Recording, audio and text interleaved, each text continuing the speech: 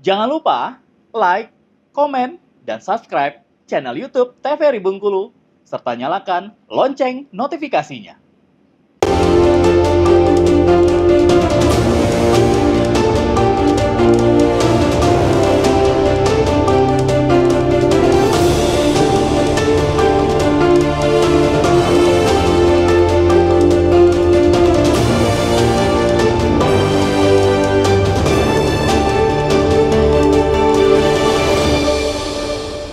Baik, kembali pemirsa di Berdua TVRI Bengkulu untuk edisi hari ini tentunya dengan tema kita mengenai pencegahan dan juga penanggulangan HIV/AIDS.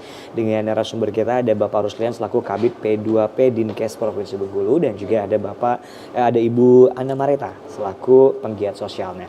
Kita kembali ke Ana Mareta dulu nih selaku penggiat sosial nih. Nah, untuk pencegahan dan penanggulangan dari HIV/AIDS-nya itu yang harus kita lakukan mungkin pertama kali apa nih, Bun?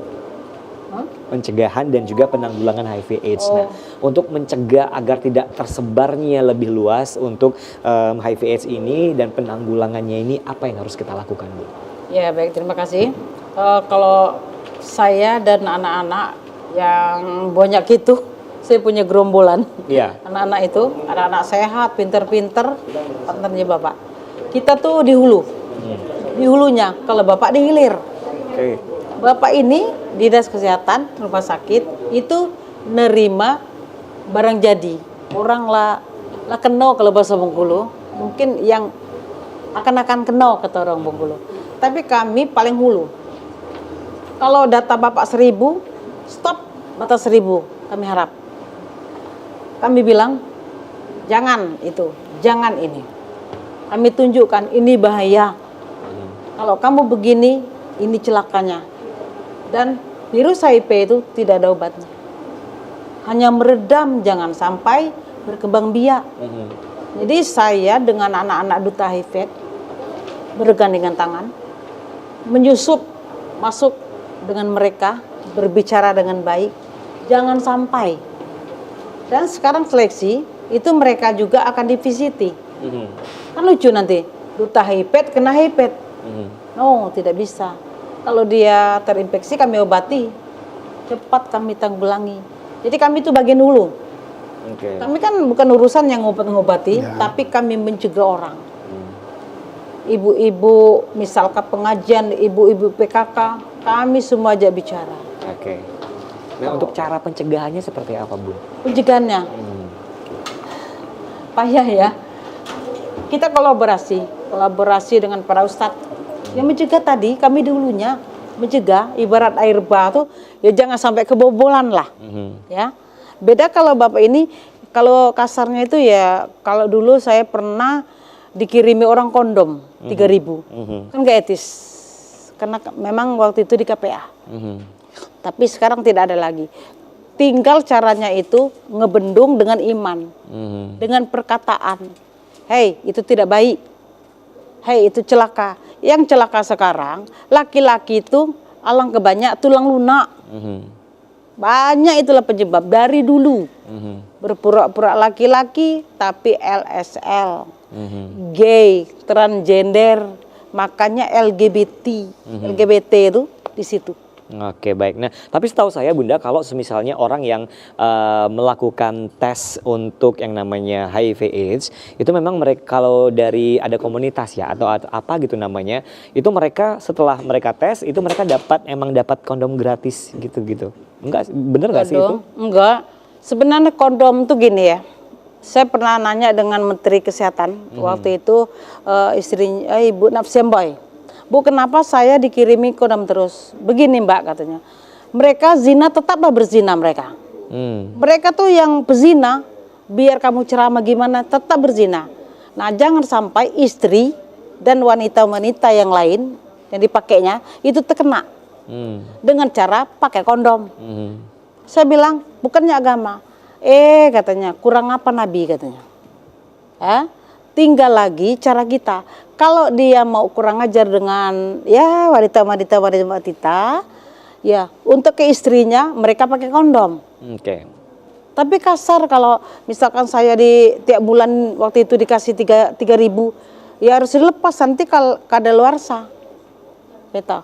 Oke, baik. Nah, kita ke Pak Ruslian nih dari Kabid P2P Dinkes Provinsi Bengkulu. Nah, emang kalau yang namanya pencegahan dari HIV/AIDS ini sendiri, Pak, untuk penggunaan dari alat kontrasepsi itu sendiri seperti kondom dan sebagainya itu emang berfungsi 100% atau seperti apa, Pak? Ya, itu kondom itu adalah mencegah terjadinya pertukaran cairan tubuh ya. Iya. Cairan tubuh laki-laki dan perempuan. Artinya itu karena sifatnya prinsip HIV itu adalah penularannya melalui pertukaran cairan tubuh. Iya. Ya, Baik cairan itu, tubuh bisa cairan darah, sperma, cairan vagina dan darah, Iya. kemudian air susu ibu ke bayi.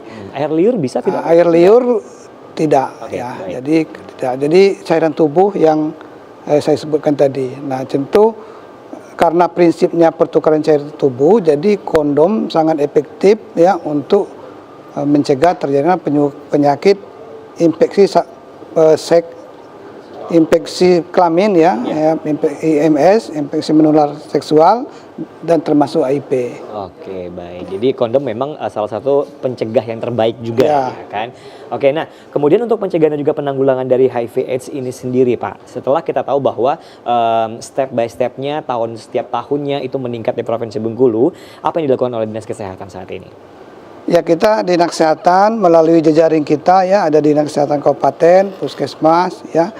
Kita itu melakukan pertama pencegahan ya. Pencegahan dengan cara kita melakukan edukasi kepada masyarakat, kemudian melakukan screening ya kepada populasi kunci, populasi kunci yang saya sebutkan tadi yaitu pekerja seks komersil, kemudian komunitas laki suka sama laki, kemudian ibu hamil ya, ibu hamil juga itu kita periksa, dan kemudian kami juga ada surveillance pengamatan terus-menerus kepada populasi yang berisiko, kemudian pemeriksaan dan pengobatan. Ya, tentunya untuk edukasi ke masyarakat itu Promkes tidak bisa dilakukan oleh Dinkes sendiri ya. Ini harus dilakukan berbagai lintas sektor ya, terutama seperti Yunda Ana Marita ini yang telah banyak berkontribusi ya di dalam pencegahan HIV di Provinsi Bengkulu. Ya, beliau adalah pembina Duta HIV yang setiap tahun mengadakan pemilihan Duta HIV, di mana ini adalah sangat positif sekali dalam rangka penyebaran informasi ya atau edukasi kepada masyarakat, terutama kepada kalangan remaja. Yang mana remaja ini tentunya mempunyai risiko ya karena pergaulan ya, tentunya HIV ini juga akibat dari seks bebas ya, seks bebas. Kemudian maka untuk mencegahnya adalah tidak melakukan hubungan seks sebelum menikah. Itu cara mencegah yang selanjutnya, yaitu kalau sudah menikah setialah kepada pasangan ya, karena setia kepada pasangan, jangan bergonta-ganti pasangan. Oke, ya, baik. begitu. Kita akan jadikan terlebih dahulu untuk Pak Ruslian dan juga Ibu Ana Marita tentunya. Baik pemirsa, tetap bersama kami di Berita TVRI Bengkulu.